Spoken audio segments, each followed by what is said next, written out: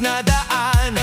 May proyekto raw para sa baha, may budget daw para sa drainage, may plano raw para sa problema. Pero bakit ganito pa rin ang eksena? Taon-taon, parehong kwento, taon-taon, parehong problema.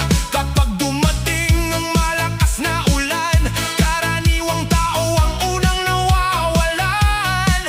Kung may pondong inilaan, kung may perang pinaghirapan, bakit kapag dumating ang bagyo, kami ang laging may kabayaran?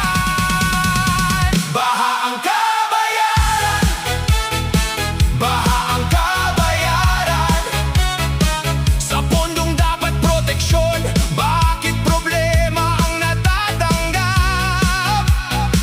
Baha ang kabayaran, baha ang kabayaran. Kami ang lumulusong sa putik habang may tanong na walang kasagutan. Hey, hey! Sino ang nakinabang? Ho, ho! Sino ang nawalan? Baha ang kabayaran, pero ang bayan ay hindi habang buhay magpapalunod. May nanay na nawalan ng paninda, may tatay na sira ang sasakyan, may estudyanteng hindi makapasok, may manggagawang hindi makahanap ng masasakyan. Isang araw na baha, isang linggong walang kita, isang maliit na negosyo pwedeng tuluyang mawala. Hindi namin hinihingi ang sobra, serbisyo lang na tunay at tama. Kung may perang para sa proyekto, dapat ramdam sa bawat komunidad. Hindi sapat ang pangako, hindi sapat ang magandang tarpaulin. Kapag ulan ang nagsimula, dapat protektado ang mamamayan. One time, two time, paulit-ulit ang problema. Budget goes in, pero saan napupunta? One love para sa bayan, one voice para sa katotohanan. Hey, hey, hey! Kung may mali, dapat siya sa atin. Kung may ninakaw, dapat panagutin. Dahil bawat perang galing sa bayan ay para sa bayan. Baha ang kabayaran, baha ang kabayaran. Hindi dapat buhay namin ang maging presyo ng kapabayaan. Ay, baha ang kabayaran, baha ang kabayaran. Sa bawat patak ng ulan, panawagan namin, serbisyong tunay ang kailangan. Hey, hey! Bayan gumising, hey, hey, hey! Boses ay gamitin, hindi kami dekorasyon, hindi kami numero sa eleksyon.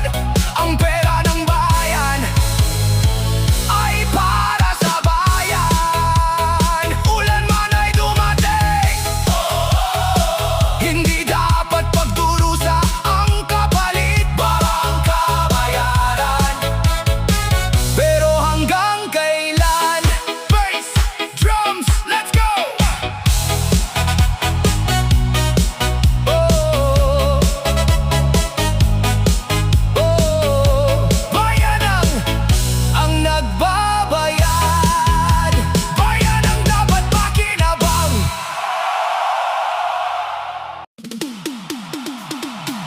Yeah! Ulan na naman! Baha na naman! Pero teka lang! Bakit parang hindi lang tubig ang nagpapalubog sa bayan? Bass! Drum! Gawin nating groove!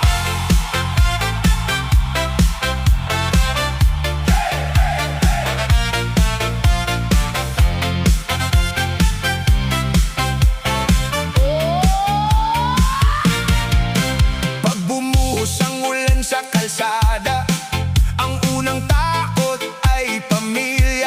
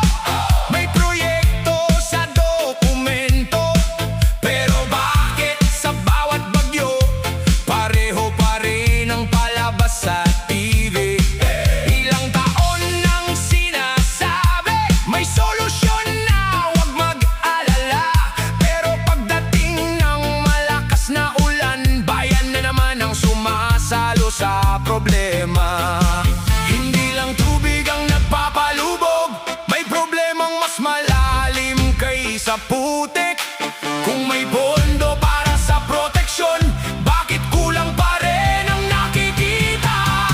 Lubog sa problema, lubog sa problema. Tubig sa kalsada, pangako sa kampanya. Lubog sa problema, lubog sa problema. Kung may pondo para sa bayan, bakit hirap pa rin ang mamamayan?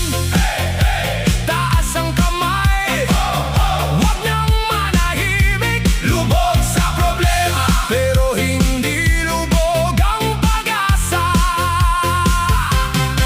May jeep na hindi makabiyahe, may empleyadong late sa trabaho, may estudyanteng walang pasok, may pamilyang walang kita ngayong araw. Hindi lahat may saving sa bangko, hindi lahat may ibang matitirhan.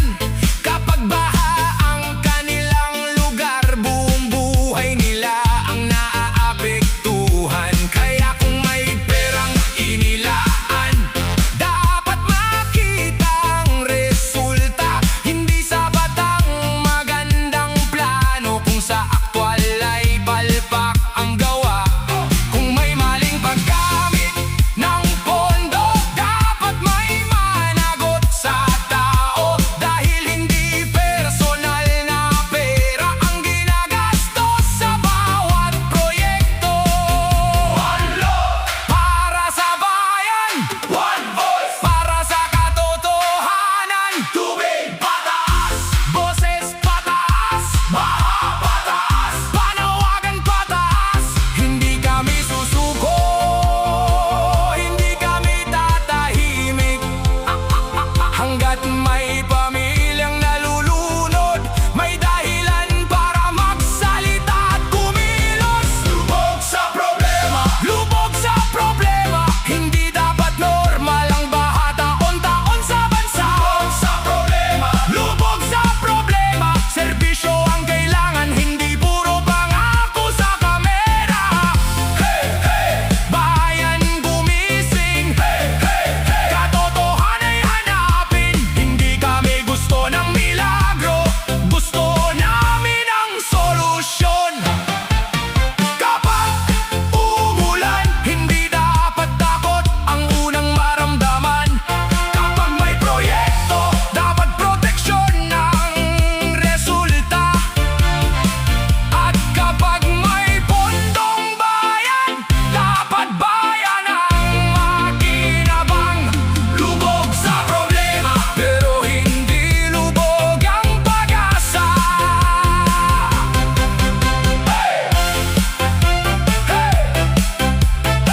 Babangon ang bayan!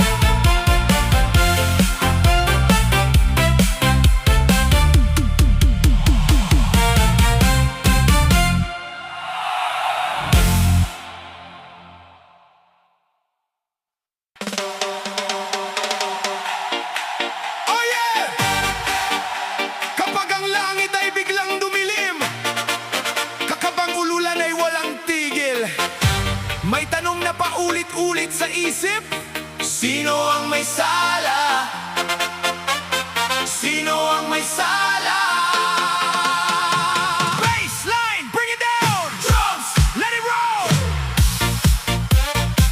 Disco lights, pero madilim ang kalsada. Kasi ang bayan natin nasa baha na naman.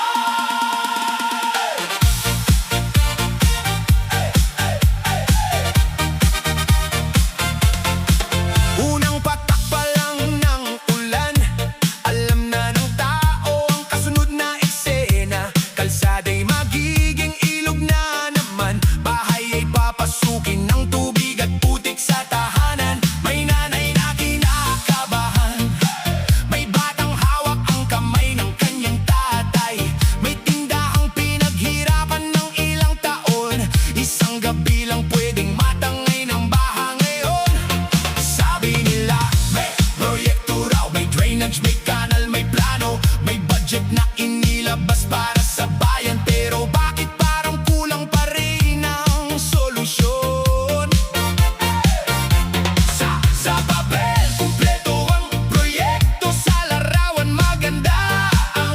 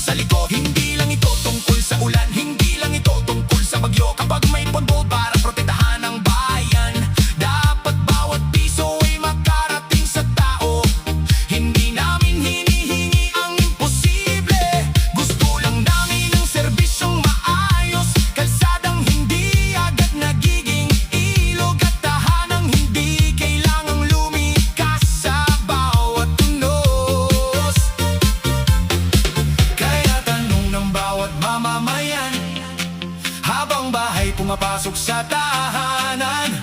Kung pera'y inilaan para sa bayan, bakit problema'y bumabalik bawat taon?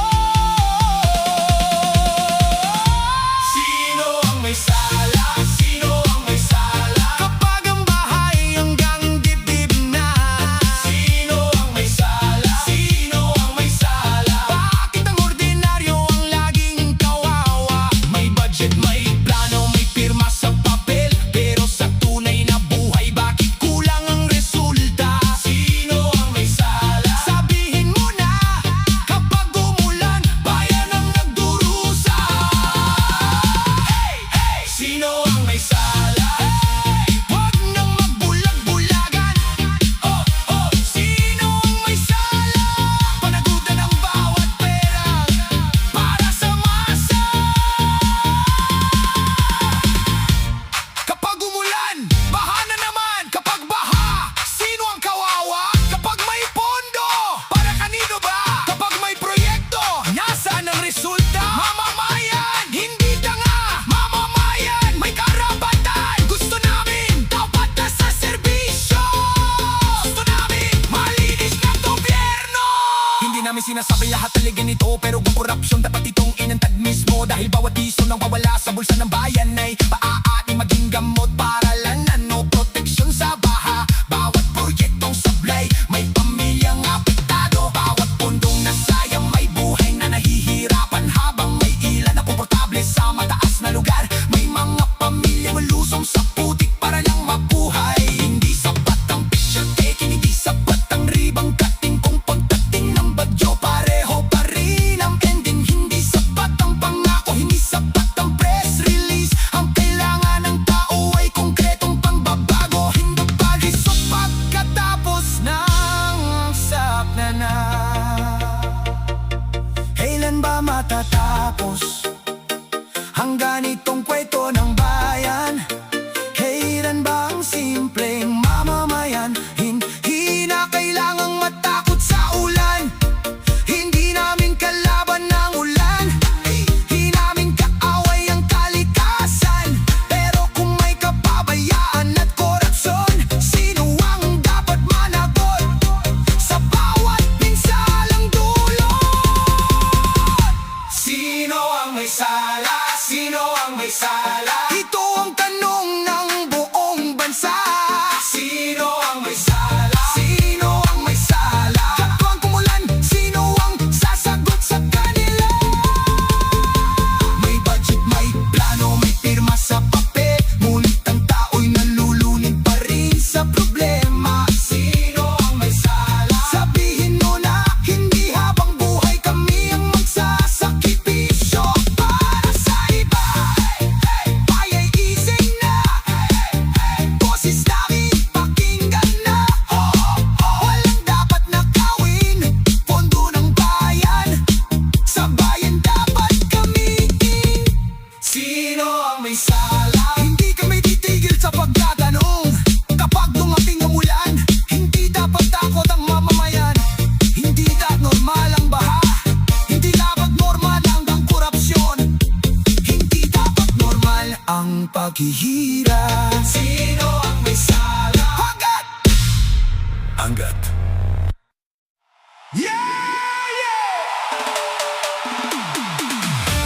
kapag ulap ay nagdidilim, kapag ulan ay paparating, may tanong na sumisigaw sa bayan: saan napunta ang pera bago ang baha? Bass up! Drums up!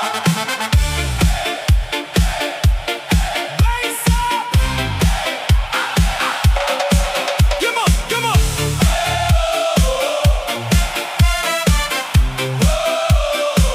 Ay,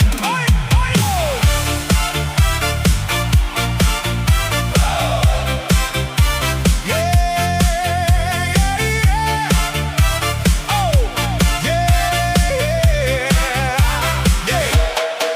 May pondo raw para sa kanal, may proyekto raw para sa ilog, may plano raw para sa drainage. Pero bakit konting ulan lubog sa papel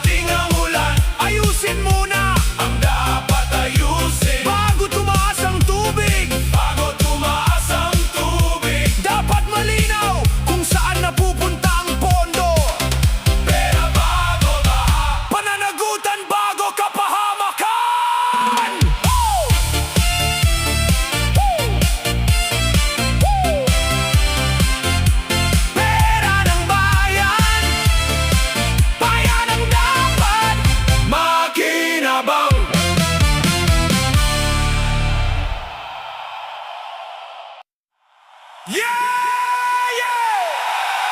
Ulan bumabagsak, tubig tumataas. Pero may tanong ang buong komunidad. Kapag baha ang kalaban, sino ang panalo? Bass, drum, let's go!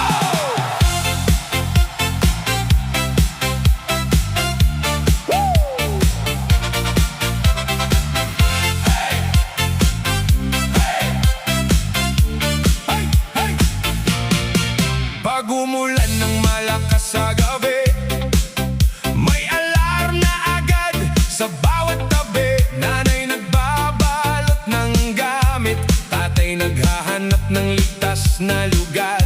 May batang yakap ang school bag, may tindahang pinapasok ng tubig, may motorsiklong hindi na umaandar, may pamilyang muling magsisimula pagkatapos ng baha. May proyekto raw laban sa baha, may budget